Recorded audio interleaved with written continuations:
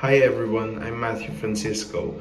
At first, the movie was not really enjoyable for me to watch, given that it was a motion picture.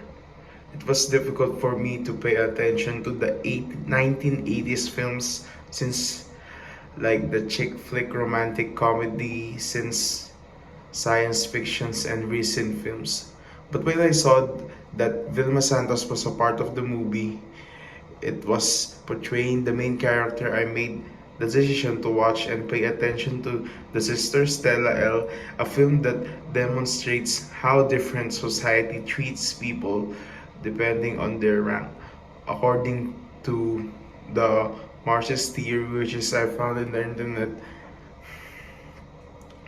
the bourgeoisie, which is we call the wealthy, and the poor are at the odds in the society.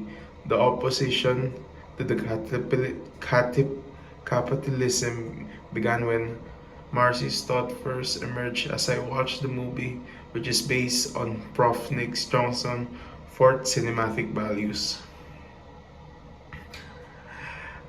I believe they use the what the, I believe that the value that they use is the maganda at maputi technique because Sister Stella is so lovely and alluring. This is how many people, especially Filipinos, are drawn to the movie.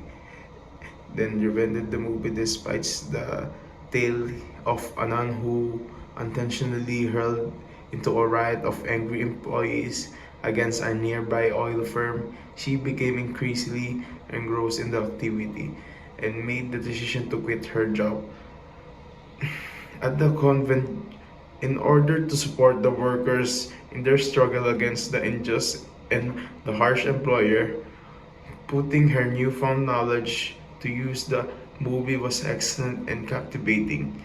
It has made me consider the possibility that even the most loyal and religious individuals might rebel and engage in combat with tyrannical and oppressive individuals.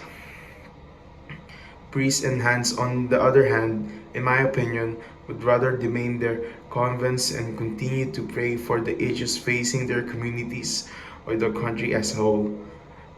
But the film ushered in a brand new era for them, in one which they are unspoken about the demands, our rights, unafraid to push back and willing to do more just to remain silent and pray to the convents.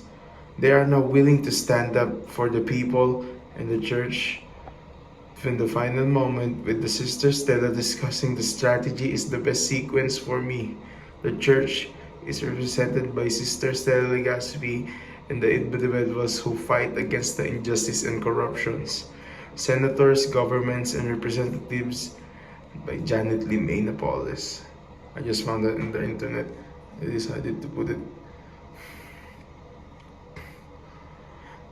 The Manila Archbishop Luis Antonio Cardigal Tagle questioned about how he became so upset by the fraud that he actually started crying.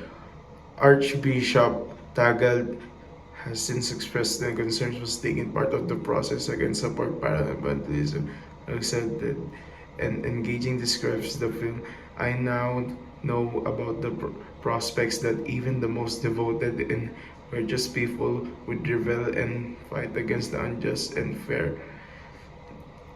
And guys, in my opinion, priests and nuns would rather stay in the convent to creating and completely praying for the problems of the cities that the nation has.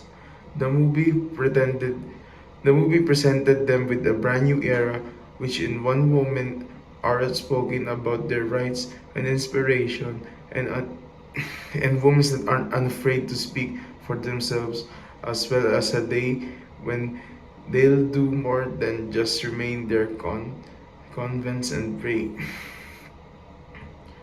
Each person in the church significance, a life lesson is illustrated in the film, standing up for justice and what is morally right to do, because if we just sit back and let them ruin our lives, the abuse will not only continue but will only get worse.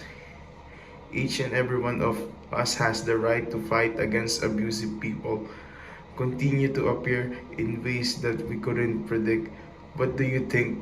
Why do you think many Filipinos have easily forgotten the horror of the martial law despite the passage of the 48 years or what I say 50 years?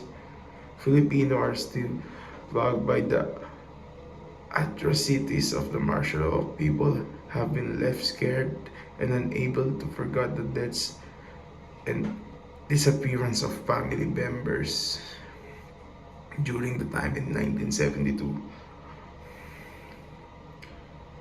Former President Ferdinand Marcos proclaimed a martial law during that time.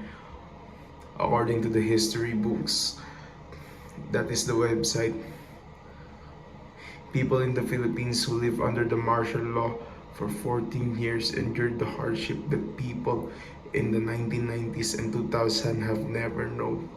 The daily curfew of media, censorship restriction, large scale of gatherings and protests, and the suspension of civil political rights are the few examples. This is why people don't want to go back and experience what happened to them back in the day. Thank you.